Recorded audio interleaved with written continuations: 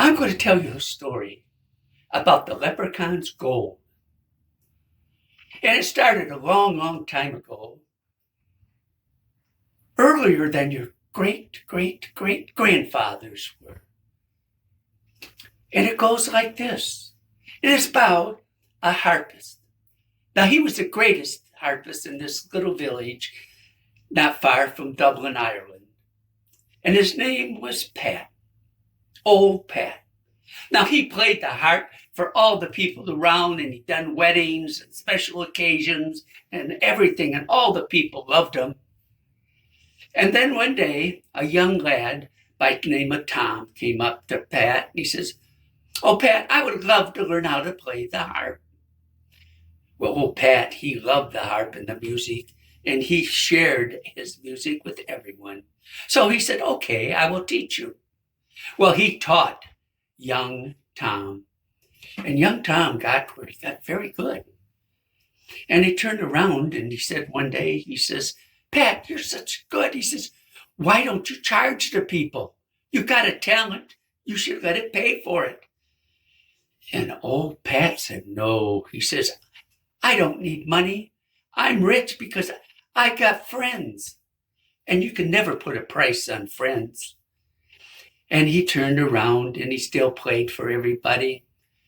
But old Tom, he went out and he started playing for people, and he charged them a lot of money to listen to his music that he played for them at their special occasions. Well, one day they were down at the town square at the village, and they saw a person from the royalty come up and pound a poster on a post. Well, young Tom and old Pat went up there to read and see what it said. And it said, "The harpist contest for the king. Whoever won it will be titled the best harpist in Ireland. And they'll be able to play for the royal family." Well, old Tom sort of looked at that. Young Pat did. He says, "I think I will go and play and enter that contest." And old Pat said, "I think I will go and do it also." Well, young Tom said, "Well, they don't want you. You're too old. They'd want a young guy like me, not an old guy like you."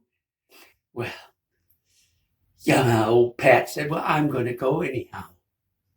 Well, quickly, young Tom started to think. He said, "Well, if I offer to go with him, he will share his food and everything with me, and that'll save me some pennies that I wouldn't have to spend."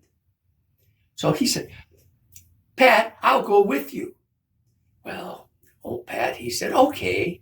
So Pat went home and he packed up some food and the things that he thought he would need. And so he met young Tom, and the way they went. Well, they walked all day up till night. Old Pat said, "I think we better make a campsite here and start off again in the morning." And young Tom, he turned around and he said, "I think it's a good idea." So they collected some sticks and everything else and made a fire pit, and they made a fire, and they were there sitting around that fire and relaxing, and was talking to old Pat, and old Pat turned around and he pulled out his harp and he started playing it. And the music sounded so relaxing and beautiful. And then he took and quit, and because they heard something. And it sounded like someone yelling for help. Well, old Pat said, "What was that?" And then they heard it again, someone crying for help. Well, it could be a leprechaun. And he says, "You got those bad leprechauns that'll turn around and jinx you and take everything you got and everything else. It could be a trickster." Well, old Pat turned around to young Tom and he says, "I don't care. I'm going to go see and help him if he needs it." So he just took and left his harp right there by the case, and he takes off. There he saw a wee lad. He was sitting on this log like, and his foot down into a hole. And the man said, "Help me, help me." And he says, "An old stupid rabbit, he turned around and grabbed my toe and he won't let go." And Old Pat sort of chuckles to himself. He says, what a predicament to be in. And the leprechaun says, yes, help me. And so